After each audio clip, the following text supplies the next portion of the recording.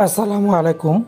টি-20 বিশ্বকাপের পর দীর্ঘ বিরতি দিয়ে আবারও টি-20 খেলতে মাঠে নামছে বাংলাদেশ, যেখানে বাংলাদেশ এবার টি-20 ম্যাচে শক্তিশালী ভারতের বিপক্ষে টি-20 সিরিজ খেলবে। টি-20 বিশ্বকাপে বাংলাদেশ আফগানিস্তানের কাছে শোচনীয়ভাবে হারের পর সেমিফাইনালে যেতে পারেনি, সেই আক্ষেপে পড়ছে বাংলাদেশ। এরপরে আবার নতুন করে টি-20তে নামতে যাচ্ছে বাংলাদেশ।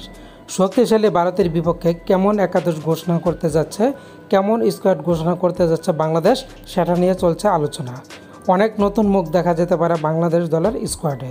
তো চলুন দেখা নেওয়া যাক কেমন হতে পারে বাংলাদেশের একাদশ। প্রথমে 1 নম্বর পজিশনে রয়েছেন wicket keeper cum batter Liton Kumar Das. 2 নম্বর পজিশনে রয়েছেন বাংলাদেশ অধিনায়ক নাজমুল হোসেন শান্ত।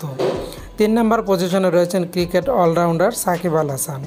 4 নম্বর পজিশনে রয়েছেন নতুন মুখ পারভেজ হোসেন ইমন।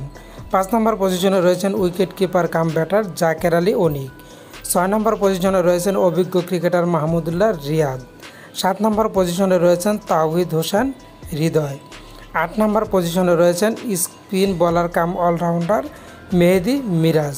9 নম্বর পজিশনে রয়েছেন স্পিন বোলার রিশাদ হোসেন। 10 নম্বর পজিশনে রয়েছেন কাটার মাস্টার মুস্তাফিজুর রহমান। 11 নম্বর পজিশনে রয়েছেন ক্রিকেট অলরাউন্ডার সৌম্য সরকার। তো বন্ধুরা, ভারতের বিপক্ষে কেমন হতে যাচ্ছে বাংলাদেশের একাদশ, লিখে জানাতে পারেন আপনাদের কথা। এখান থেকে কি আপনারা কাউকে পরিবর্তন করতে চান, সেটাও জানাতে পারেন আপনাদের ভিডিও কমেন্ট।